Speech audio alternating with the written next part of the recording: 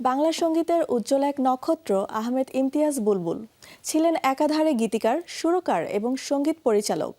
গানের কথা আর সুরে তিনি হয়ে উঠেছিলেন যেন সঙ্গীতের বাতিঘর। প্রয়াত গুণী এই সঙ্গীত ব্যক্তিত্বের ৭০তম জন্মদিন আজ।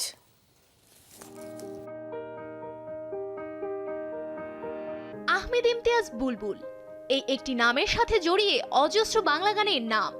সঙ্গীতের সব শাখাতেই ছিল তার দীপ্ত পদচারণা। তার গানে খুঁজে পাওয়া যায় দেশপ্রেম, মানব প্রেমের কথাও তিনি বলেছেন গানে গানে। সবকটা জানালা খুলে দাও না।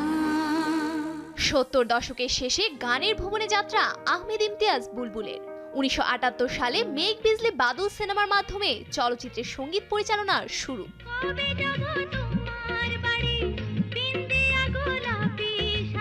বর্ণিল সঙ্গীত জীবনে অসংখ্য গানের জন্ম দিয়েছেন তিনি।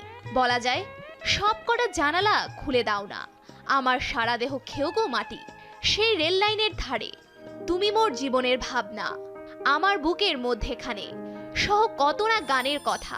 তুমি মোর জীবনের ভাবনা, হৃদয়ে সুখের দোলা। সঙ্গীতে অসামান্য অবদানের জন্য অর্জন করেছেন ২১ পদক, শ্রেষ্ঠ সঙ্গীত পরিচালক হিসেবে ২বার জাতীয় চলচ্চিত্র পুরস্কার এবং রাষ্ট্রপতির পুরস্কার সহ অনেক সম্মাননা।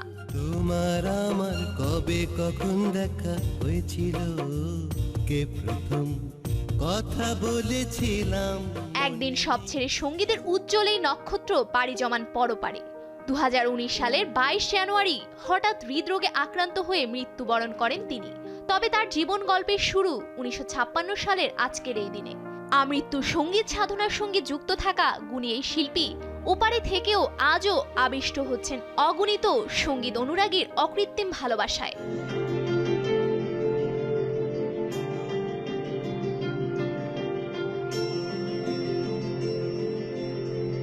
প্রয়াত এই সঙ্গীত ব্যক্তিত্বের ৭০তম জন্মদিনে শোবিজ টুনাইট তাকে জানাচ্ছে অনেক শ্রদ্ধা, শুভেচ্ছা। শুভ জন্মদিন গানের পাখি বুলবুল। Safura Afrin, showbiz tonight. আর কোথাও যাব না জীবনে।